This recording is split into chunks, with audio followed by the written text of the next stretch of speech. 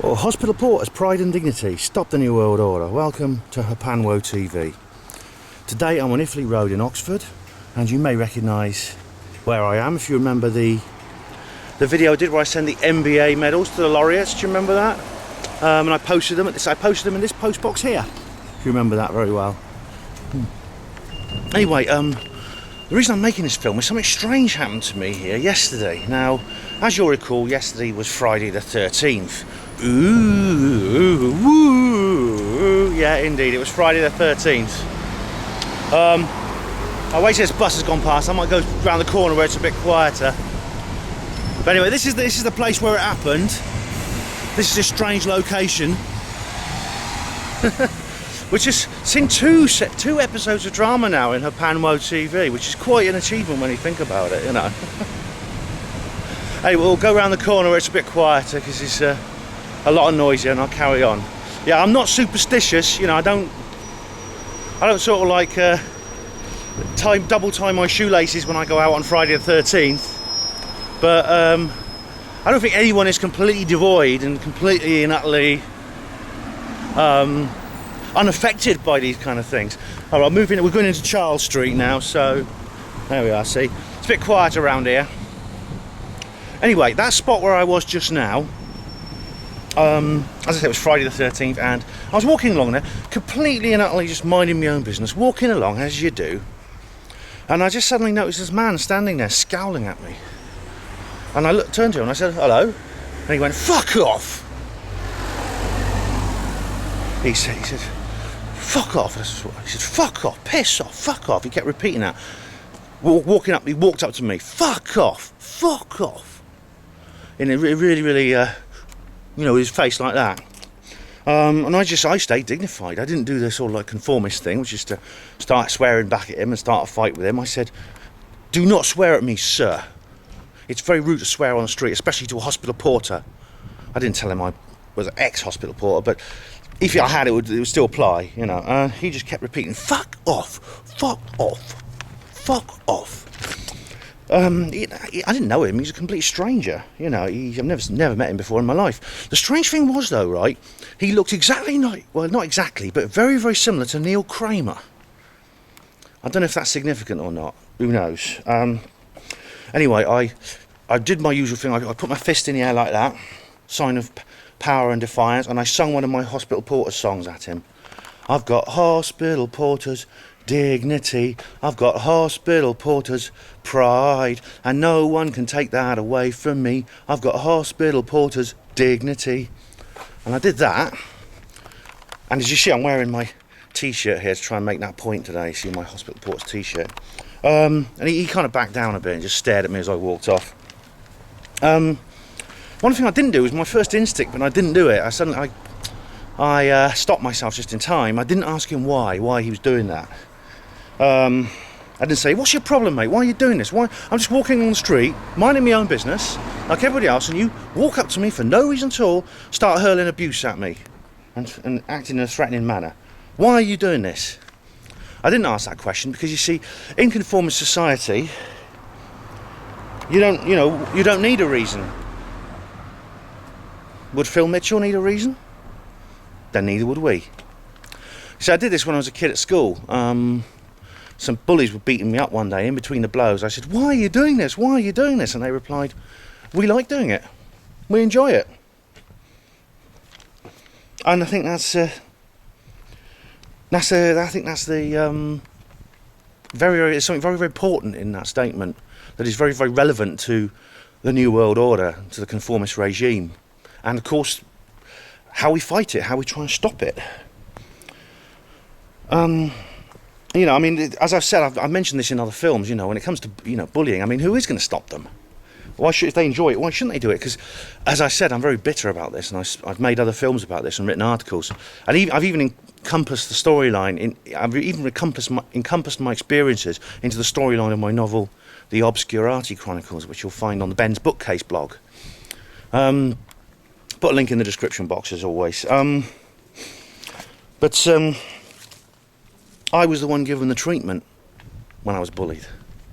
I was the one told there was something wrong with me and I was the one sent to special classes where I felt I was being punished because I was being bullied. And there's more details in the videos. I'll put a link to the description box to the other sort of bullying videos I've done and articles, so you can read those and watch those if you haven't already. There's a spider on my book. Now you see, you don't need a reason to be rude. You don't need a reason to be abusive. You need a reason not to be in this world, and this is the essence of our culture. This is a very, very important foundation of our culture. It's something that is conditioned into our collective mental landscape through several different sources. Education, as I had when I had that education for living class, through the media, EastEnders. Have I mentioned EastEnders before? I think I have. Yeah. And other things, peer pressure, etc., etc. And it is this kind of idea that it's a dog-eat-dog world out there, man. Like Charles, this is why I'm not impressed by a lot of these sort of alternative experts who come out with this crap. It's survival of the fittest. It's the law of the jungle out there, man, and I'm a predator at the top of the tree. Very often these individuals like Charles say this to give themselves prestige and to make themselves look good. But that is actually the way we are conditioned to be, and I suppose we have a choice. We can either cooperate with that and just play along, play our assigned role within this conformist regime, or we can resist it. But resisting it means we don't go around saying things like that. We don't act the way they want us to act, which is like that man yesterday acted at me when he hurled abuse at me on Friday the 13th. Now, one of my greatest YouTube buddies in the world is got to be Slaxer. He's wonderful, he's brilliant. I love his videos.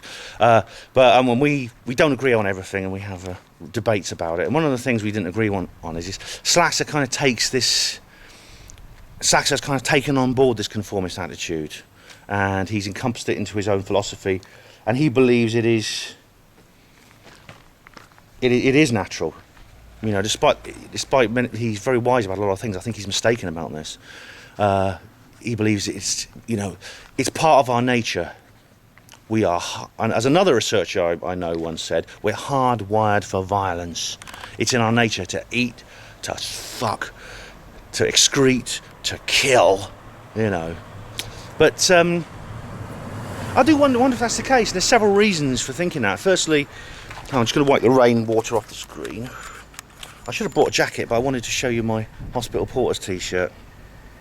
How much time have I got left? Oh, like 4 minutes. So the film's nearly run out. Firstly, we look at pre-Illuminati societies. Did they fight? Well, obviously there's very little in terms of historical record of pre-Illuminati societies, but there's archaeology, and we can know from digging up the tools they used to use, the stone tools and the primitive bronze and iron tools, that they didn't all fight. No, there was warfare amongst themselves. Yes, they did fight wars sometimes, but there are many cultures where they couldn't find weapons. A good example is Çatalhöyük and a Şıklıhöyük in Turkey. So I'm going to go back this way. Another is the Maltese culture, the temple builders. And also, we've 3 minutes, okay. We've if it's so natural for us to fight wars and get involved in violence, why do the Illuminati have to keep engineering it? Why don't they just sit back and watch the show while we tear each other to pieces? It seems to me actually, that it actually takes quite a lot of effort. They jump through hoop after hoop after hoop and sweat like horses to keep us at each other's throats. If it was natural for us to be violent and to be warlike, they wouldn't need to do that. I actually think, that it's warfare needs to be engineered. Now, I'm not talking about conflict. Natural conflict is something natural. There's something natural and inevitable about conflict. It's one of the dialectics of the universe. It's one of the dialectics of life. You know, Charles Darwin was right up to a point. But I think actually peace and cooperation is the natural equilibrium, and it takes effort to move us off that. And the Illuminati do extend a lot of effort, a lot of money and resources in keeping us away from that stable equilibrium, natural balance, which is peace. Primitive societies fought, yes, but they fought each other for a need. There was a specific reason why they fought. This is the exact opposite of what the conventional Illuminati occupied conformist culture tells us, because they tell us it's the other way around. It's warfare and violence and aggression that is natural, and it takes effort and resources to prevent that, to keep us in peace, and peace is the unstable element. Well, I think otherwise. Well, thank you for watching Hapanwo TV. Hospital Porters, Pride and Dignity, stop the New World Order.